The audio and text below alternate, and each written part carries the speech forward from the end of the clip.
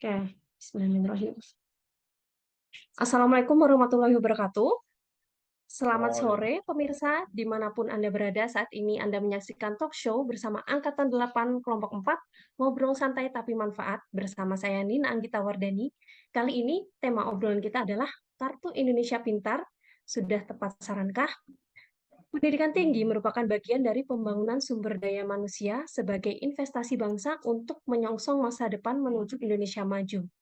Pendidikan tinggi berperan penting dalam pembangunan karakter individu yang inovatif, kreatif, mandiri, dan berdaya saing tinggi melalui penguasaan ilmu dan teknologi terkini. Akses ke pendidikan tinggi bagi para siswa dan keluarga miskin dan rentan miskin juga merupakan salah satu cara terbaik untuk mengentaskan kemiskinan dan pembangunan ekonomi bangsa. Kali ini bersama saya sudah hadir eh, beberapa narasumber terbaik kita, yaitu ada Ibu Sinta Tantri Adisti dari Kementerian Pendidikan dan Kebudayaan. Selamat sore, Ibu. Selamat sore Mbak Nina, Assalamualaikum warahmatullahi wabarakatuh. Waalaikumsalam warahmatullahi wabarakatuh. Kemudian ada lagi dari Kementerian Dalam Negeri, ada Bapak Ahmad Rifan Khairulisan. Sehat Bapak? Gimana Pak usaha Sehat, propertinya Pak? alhamdulillah. Alhamdulillah, selamat sore Mbak Nina dan para pemirsa semuanya. Salam kenal dan salam sehat semuanya. Kemudian dari DPR RI ada Ibu Putri Kholida. Oke, Sehat Ibu? ya alhamdulillah sehat. Terima kasih Mbak Nina. Perkenalkan saya Putri Kholida dari DPR RI fraksi 1. Nanti kita akan bahas tentang KIPKA. Oke. Dan terakhir ada narasumber kita dari universitas, yaitu seorang wakil rektor, Ibu Erna Risnawati. Selamat sore, Ibu.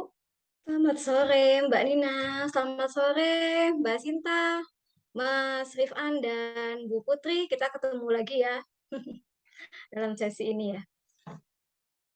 Ya, diskusi kita kali ini, saya pertama ingin ke Ibu Sinta, tapi sebelumnya saya akan share sedikit yaitu tentang KIP. Sebentar.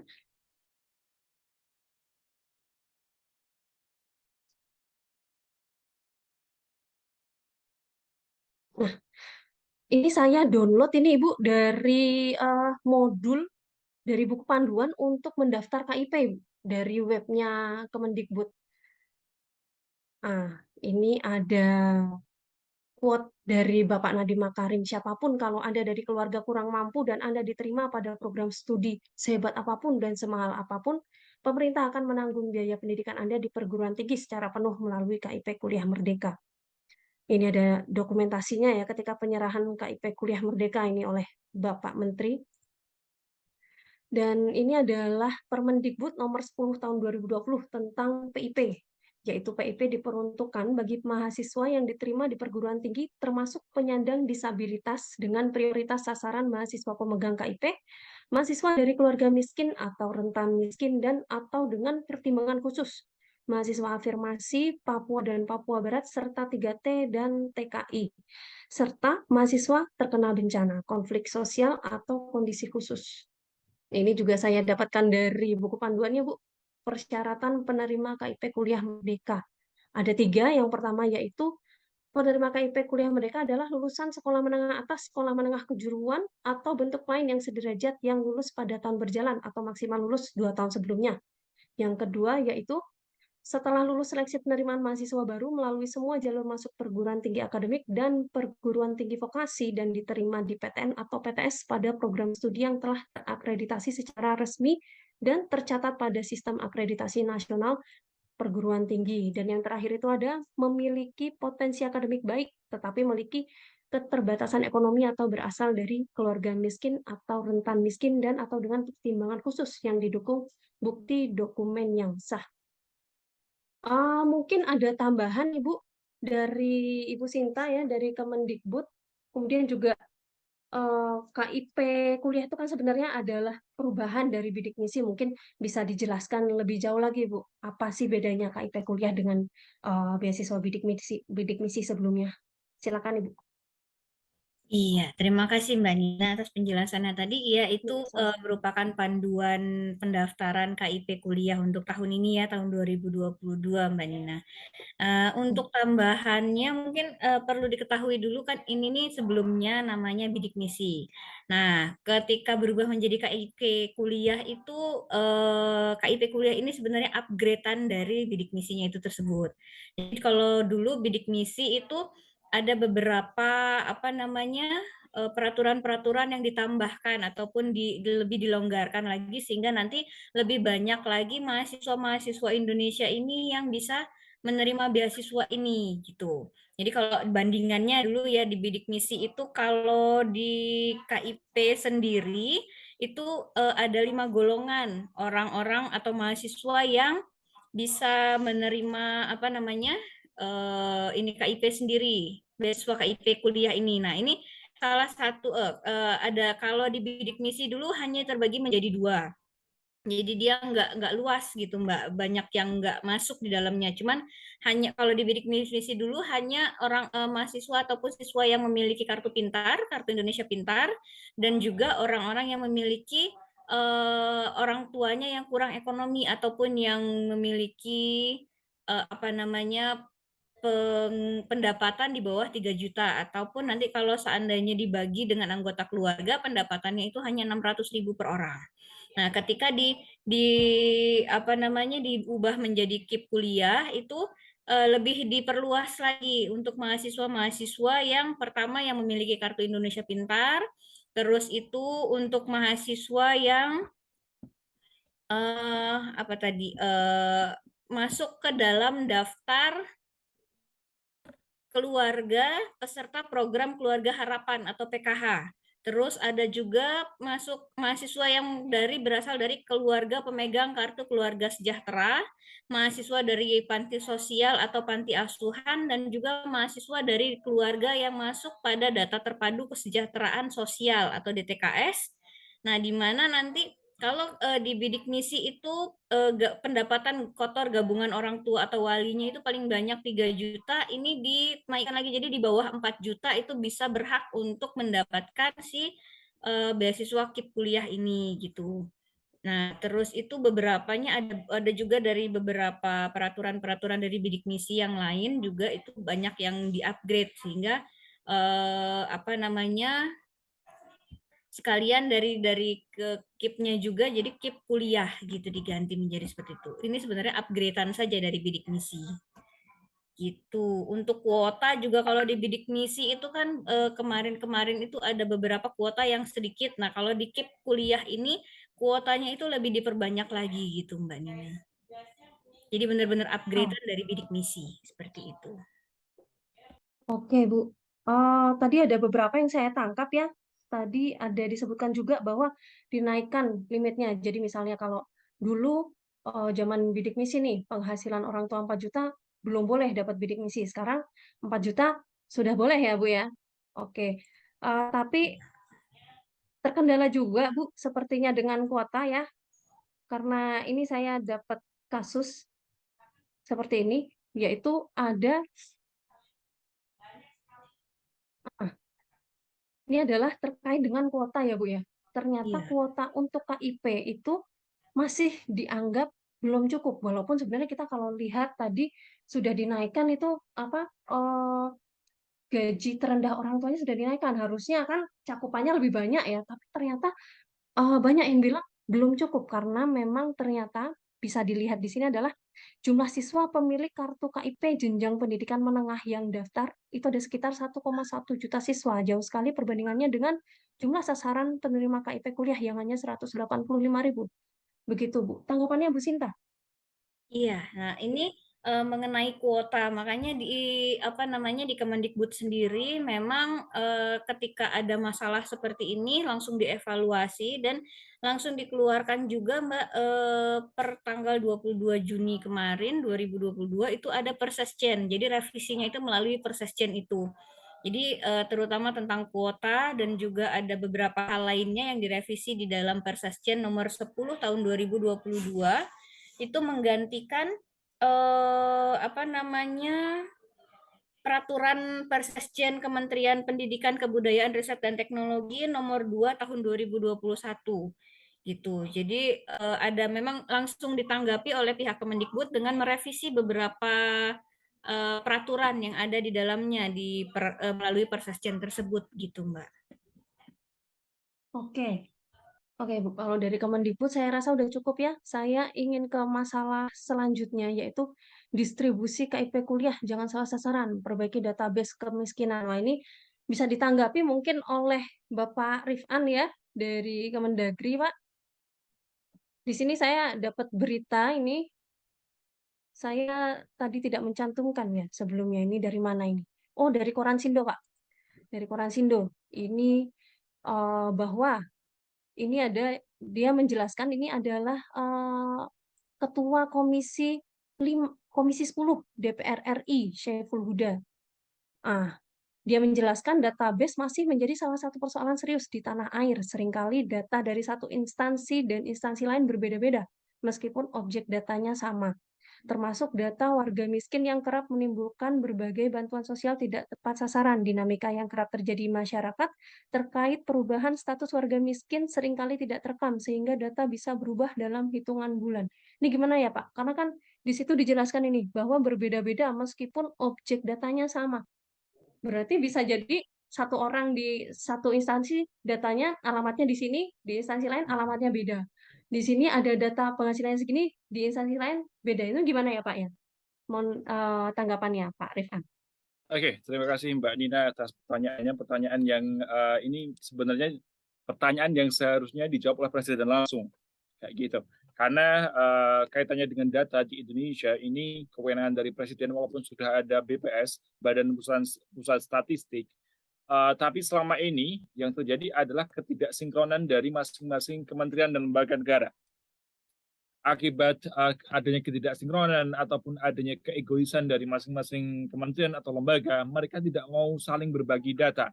Karena Mbak Nina dan Bapak Ibu sekalian, bahwasanya data ini adalah sesuatu yang sangat mahal, dan kemudian ketika masing-masing lembaga diberi kewenangan untuk mengumpulkan data, mereka akan dapat alokasi pendanaan yang lumayan besar. Dan ketika alokasi itu dihilangkan dari masing-masing kementerian atau lembaga, banyak dari mereka merasa kehilangan sesuatu, kayak gitu. Mereka merasa kehilangan alokasi anggaran. Padahal kalau kita lihat, ketika masing-masing kementerian atau lembaga ini diberikan otonomi dalam mengumpulkan data, pada akhirnya adalah tidak adanya kesinkronan satu sama yang lain, kayak gitu. Dan kondisi ini sudah terjadi cukup lama. Ini bukan hanya terjadi dalam pemerintahan Bapak Presiden kita, Bapak Jokowi, tapi ini adalah PR yang sudah terjadi bahkan dari awal kemerdekaan negara kita, Republik Indonesia. Saat ini pemerintah sudah mencanangkan satu gerakan namanya Satu Data Indonesia, yaitu bahwasanya semua data nanti akan masuk ke sebuah sistem besar data di Indonesia, sehingga semua data dari semua kementerian dan lembaga akan terintegrasi satu sama lain. Dan masing-masing lembaga akan dapat melakukan updating data sesuai dengan tupoksi atau kewenangan mereka masing-masing. Walaupun demikian, betul, masih kami akui bahwasanya pada saat ini masih terdapat ketidaksinkronan data, karena proses pembuatan sistem pendataan besar di Indonesia ini masih berjalan dan masih dalam proses pembangunan kayak gitu. Hal ini mengingat masih banyaknya lembaga ataupun kementerian yang mereka cenderung enggan untuk mensukseskan adanya Satu Data Indonesia. Ke depan, atas arahan Bapak Presiden, dan Presiden mempunyai sebuah visi yang kuat untuk itu. Jadi Presiden pengen menyatukan data seluruh Indonesia. Dan ini data bukan hanya data-data angka, tapi data spasial juga. Diharapkan dalam waktu 5-10 tahun ke depan, data-data di Indonesia ini, terutama dalam data ekonomi, akan semakin membaik. Dan dengan demikian diharapkan ke depan penerima KIP dan penerima jaminan-jaminan sosial atau ekonomi yang lain akan menjadi lebih valid lagi. Dan ini saya tadi lihat di sini ada Ibu Putri ya dari DPR RI atau Ibu Erna tadi ya. Kami juga berharap dari DPR RI mengawasi jalannya pengumpulan data di lapangan, sehingga kami diberikan evaluasi juga atas apa yang terjadi di lapangan. Dan selama ini Untuk pengumpulan data kami sangat bergantung dengan BPS, Badan Pusat Statistik, dan ya mungkin itulah data kita di Indonesia. Kita perlu mengakui itu bahwa data kurang baik. Akan tetapi kami juga memberikan saran kepada Kementerian Pendidikan bahwasanya ketika data itu di lapangan atau data KIP itu kurang tepat, mohon untuk ditanggapi secara bijaksana. Jadi bisa jadi ketika Bapak Ibu ataupun teman-teman di kampus menerima mahasiswa penerima KIP, tapi kok kesannya kurang tepat sasaran, bisa jadi Bapak Ibu sekalian mengambil kebijakan untuk meng-cut KIP mereka dan mencari kandidat-kandidat penerima KIP yang lebih layak lagi. Mungkin seperti itu, Ibu Nina. Oke, terima kasih semua tanggapannya ya, Pak Rifan. Mungkin bisa ditanggapi oleh Bu Putri? Gimana? Oke, terima kasih atas tanggapannya oleh Pak Rifan. Terima kasih Mbak Nina.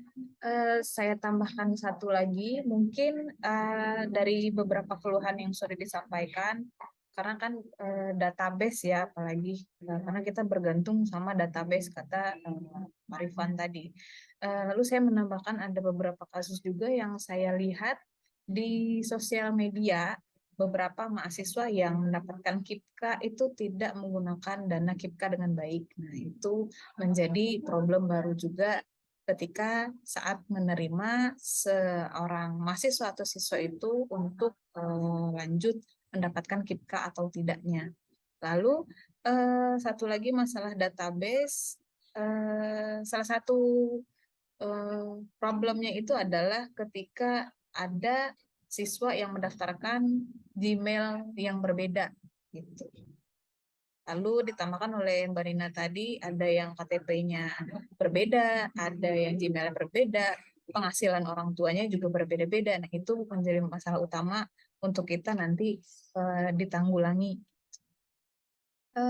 Mungkin nanti saya sebagai perwakilan dari DPR RI dan teman-teman lain dari DPR akan menindaklanjuti bagaimana kita menambahkan solusi dan juga sekaligus mempertegas jalannya pengawasan KIPKA ini untuk lain kali, agar tidak terjadi kesewenangan dalam menggunakan dana dan juga penggunaan database yang double ya, kalau bisa kita sebut.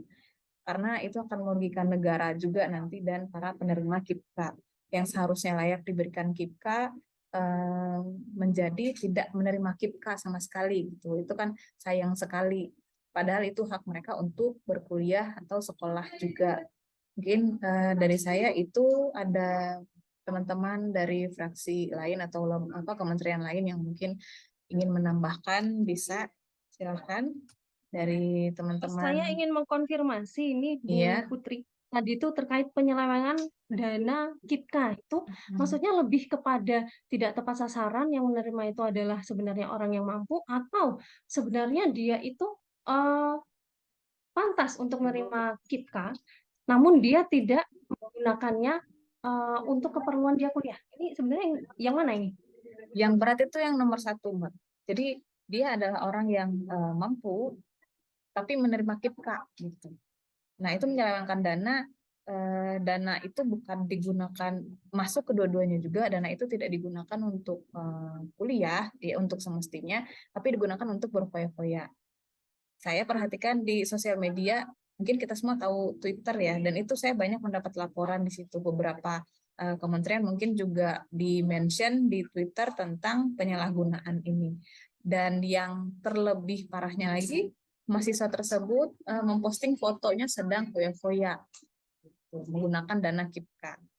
Itu yang mungkin kita perhatikan lagi sebagai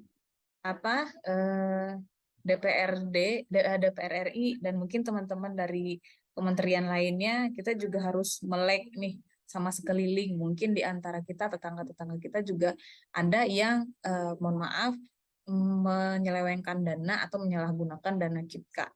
Yang kita tahu mungkin dia mampu tetapi tidak menggunakan dana itu sebaik mungkin.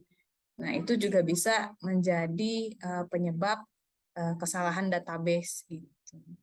karena tidak digunakan sebaik-baiknya dan juga salah sasaran tadi. Mungkin dari saya segitu dulu, Mbak Nina. Oke, mungkin saya mau tanya ke Bu Sinta ya. Ini yang paling ahli nih karena memang yang punya gawe ya, yang punya gawe KIPKA nih. Saya tuh bayangan saya namanya KIPKA ya itu kartu itu tidak bisa asal sembarang digunakan. Maksudnya dia punya kartu debit gitu. Karena bantuannya dalam bentuk debit yang hanya bisa digunakan misalnya di toko buku atau pokoknya keperluan-keperluan sekolah begitu. Yang ada di bayangan saya seperti itu, Ibu. Kalau sampai ada penyelewengan itu oleh anak itu, maksudnya penyelewengan oleh si penerima, si pemegang KIPKA itu kok bisa terjadi itu gimana, Bu? Mohon tanggapannya, Bu Sinta. Iya, jadi ceritanya kalau waktu itu sebelum menggunakan kartu yang baru, itu kan kalau kartu yang baru itu dia berlaku sebagai ATM. Nah, itu Hmm. yang jadi mungkin bisa apa namanya ada sedikit ini juga. Tapi kalau yang zaman sebelum yang menggunakan kartu yang baru itu mereka kesulitan untuk mengambil bantuan tersebut harus mencairkan di tempat-tempat tertentu. Nah, kadang-kadang ada beberapa mahasiswa yang apa namanya domisili atau tempatnya itu jauh dari si tempat pencairan dana tersebut. Maka apa namanya mereka harus mengocek dana lebih banyak hanya untuk mencairkan dana KIPKA-nya tersebut. Nah, oleh karenanya diperbaharui lagi sistemnya menggunakan kartu KIPKA-nya sendiri itu sudah berlaku menjadi kartu ATM. Gitu. Nah, jadi ketika sudah menjadi kartu ATM ya tidak hanya bisa untuk apa namanya pembayaran kuliah atau hanya di toko buku ya berlaku untuk apa saja, bahkan untuk ditarik tunai pun sudah berlaku. Itu begitu ceritanya jadi Mbak Nina dan teman-teman ya. Nah, itu juga makanya kami juga dari Kemendikbud mohon untuk kerjasama dari berbagai macam instansi, terutama itu perguruan tinggi negeri dan juga masyarakat sekitar gitu ya. Kalau memang ada yang melihat mahasiswa yang mendapatkan KIPKA tapi tidak digunakan sebagaimana mestinya, mohon dilaporkan ke Kemendikbudristek melalui apa namanya perguruan tinggi masing-masing atau boleh nanti dilaporkan ke Kemendikbudristeknya langsung. Nah, itu seperti itu Bu Mbak Nina. Soalnya kalau ininya banyak sekali mahasiswanya gitu kan yang harus diawasi gitu, kita nggak bakal bisa diawasi sendirian gitu. Dan kalau yang untuk beberapa waktu yang lalu, terutama bidik misi zaman dulu itu juga ada beberapa yang sudah tertangkap tangan gitu kan. Jadi ada beberapa yang sudah di-cut memang karena memang ada laporan seperti itu dan dicek kebenarannya, diverifikasi ternyata memang benar dana tersebut diselewengkan gitu.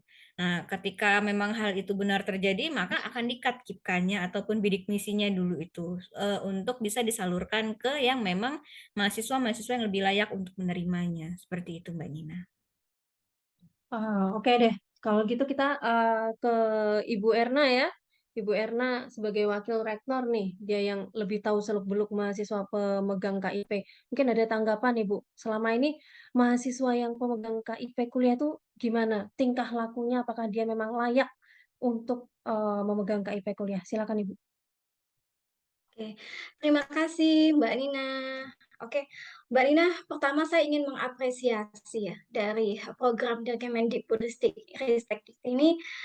Ini adalah KIPK ini sebuah program yang sangat bagus sebenarnya kan, memiliki visi yang sangat membangun gitu karena ini menjadi salah satu upaya untuk memutus rantai kemiskinan gitu. Jadi dengan menjaring siswi yang memang pintar gitu, memang dia serius untuk mengenyam pendidikan gitu, meskipun dari kalangan yang tidak mampu, dari menengah ke bawah secara ekonomi, tapi dia bisa melanjutkan pendidikan di kampus-kampus terbaik.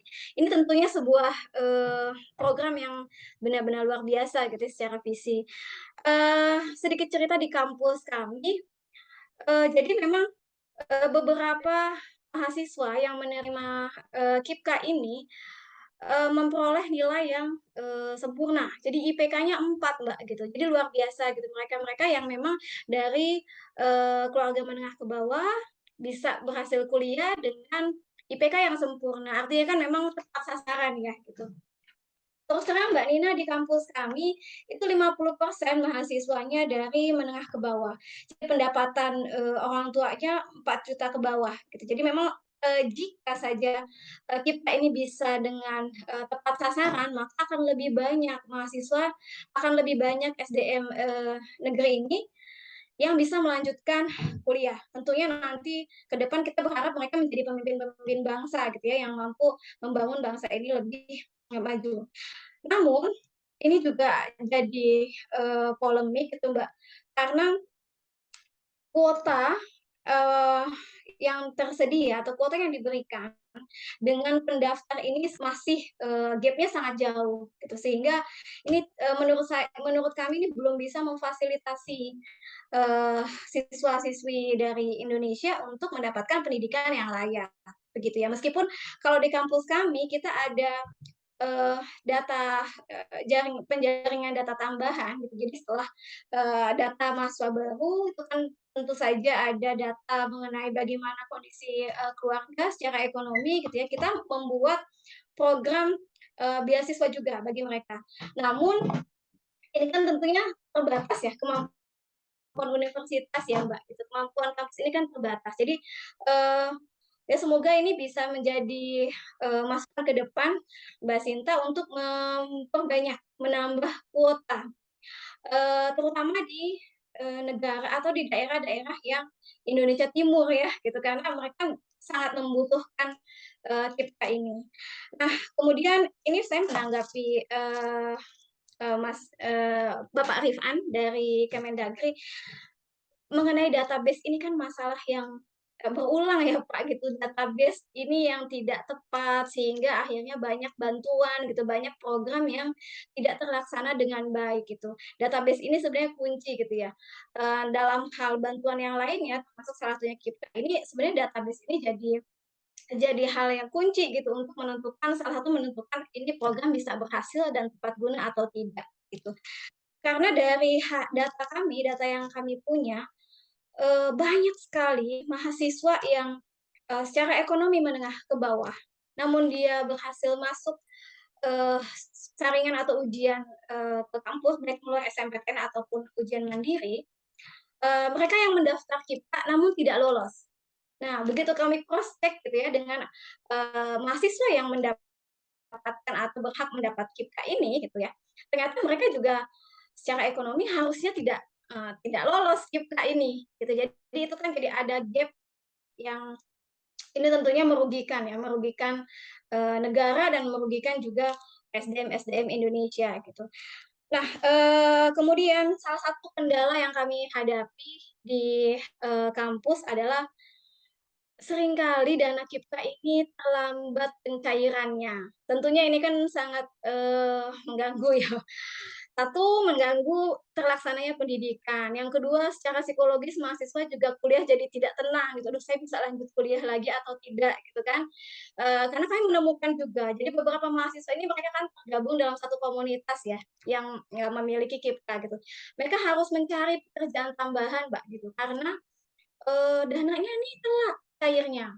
Sementara mereka harus kuliah dan perlu dicatat mahasiswa yang mendapat KIPK ini adalah mereka harus mempertahankan dan meningkatkan prestasi. Karena kita kan ada evaluasi IPK. Apakah sesuai hak yang mereka dapatkan dengan prestasi yang mereka raih. Seperti itu. Nah, satu lagi mungkin masukan buat Kemendikbud, Mbak Sinta. KIPK ini kan besaran uangnya atau besaran dananya ini kan disesuaikan dengan akreditasi prodi ya. Jadi akreditasi prodi A, prodi B, prodi C. Pada kenyataannya tidak semua prodi A, B, dan C ini akreditasinya itu memiliki besaran UKT yang sama.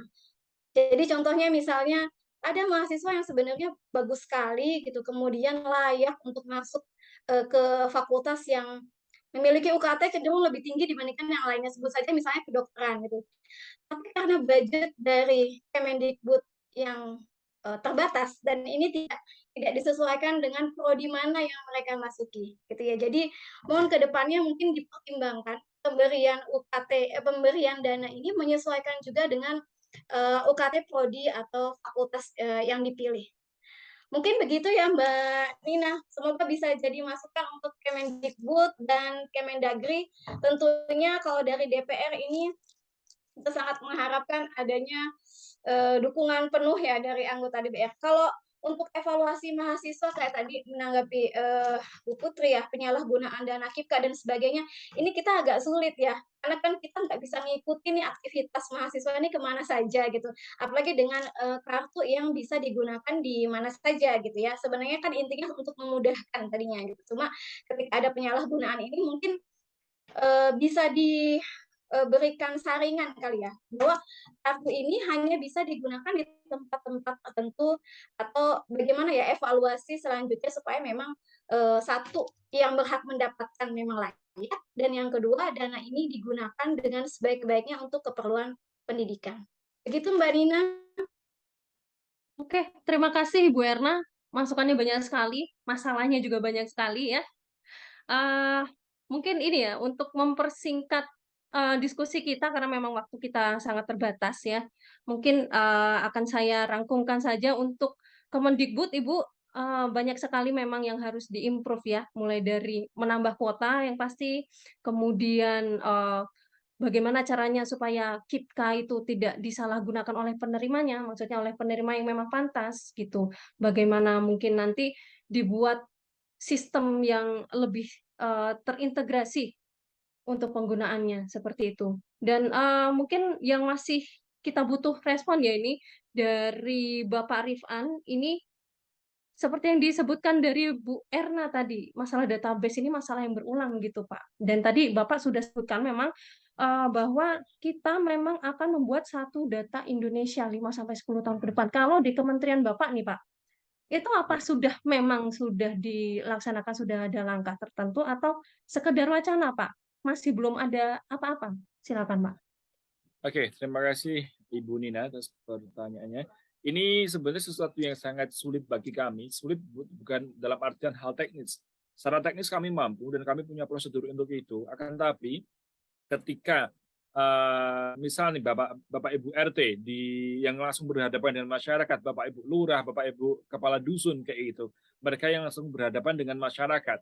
Terkadang mereka itu agak ragu juga. Semisal ada keluarga yang awalnya adalah dianggap sebagai keluarga tidak mampu, tapi kemudian keluarga ini secara ekonomi bertahun-tahun kemudian mereka mampu. Bapak Lurah ini ataupun Bapak Dukuh ini mereka akan ragu untuk untuk mengubah status ekonomi dari warganya. Bisa jadi karena ada ikatan keluarga, bisa jadi karena rumahnya sebelahan kayak gitu. Jadi ketika mereka akan mengotak-atik status ekonomi dari warga mereka yang bersangkutan, mereka akan ada merasa tidak enak.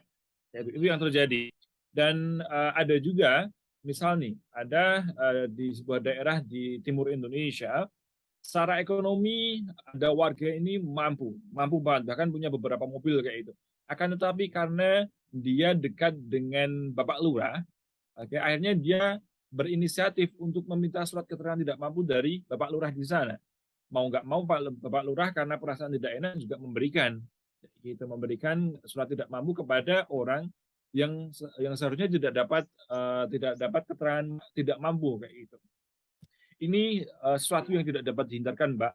Apalagi di Indonesia ini budaya keluarga itu masih sangat kental. Oke. Secara prosedur, secara SOP kami ada, secara teknis kami mampu, akan tetapi jiwa untuk meninggalkan mungkin kekeluargaan dalam hal ini sangat sulit dilakukan di masyarakat. Oke. Oleh karena itu kami juga butuh bantuan dari Bapak Ibu, terutama dari Kemendikbud dan juga dari kampus-kampus yang menerima mahasiswa dengan KIP, tolong di cross check lagi. Oke, kami sadar bahwa data kami belum bagus dan kami tetap melakukan perbaikan atas data-data yang kami kumpulkan. Dan dengan dukungan Bapak Ibu sekalian, dengan misal nih ketika Bapak Ibu sekalian dapat meng-cross-check apakah penerima KIP itu layak atau enggak, datanya bisa dimasukkan ke kami sehingga kami bisa mengupdate data kayak gitu. Dan kami sudah menyiapkan skema untuk updating data yang mendapat masukan dari institusi-institusi lain, termasuk dari Kemendikbud dan termasuk dari perguruan tinggi di Indonesia. Mungkin begitu, Ibu Nina. Oke, terima kasih tanggapannya Pak Rifan. Sayang sekali ini sebenarnya diskusinya masih rasanya belum cukup ya, tapi karena waktu kita akhirnya kita cukupkan sampai di sini. Terima kasih sudah menyempatkan diri untuk hadir, Ibu Putri, Pak Rifan, Bu Sinta, dan Bu Erna. Terima kasih sudah menyempatkan diri dan meluangkan kuotanya untuk hadir di diskusi kali ini. Oke, saya tutup dengan kesimpulan. Rencana pemerintah mendistribusikan Kartu Indonesia Pintar KIP Kuliah harus selaras dengan perbaikan database kependudukan, termasuk di dalamnya data kemiskinan di tanah air. Jangan sampai distribusi KIP Kuliah salah sasaran sehingga mahasiswa dari kalangan mampu ikut menerima beasiswa tersebut. Akuntabilitas dan integritas data adalah hal kritis untuk distribusi KIP kuliah yang tepat sasaran. Jika benar-benar direalisasikan, sistem integrasi data bukan hanya mengatasi kasus tidak tepat sasaran KIP kuliah, namun juga membantu Indonesia memiliki smart governance. Terima kasih telah menyaksikan talk show bersama Angkatan 8 Kelompok 4, ngobrol santai tanpa manfaat. Saya Nina Anggita Wardani, mohon untuk undur diri. Sampai jumpa.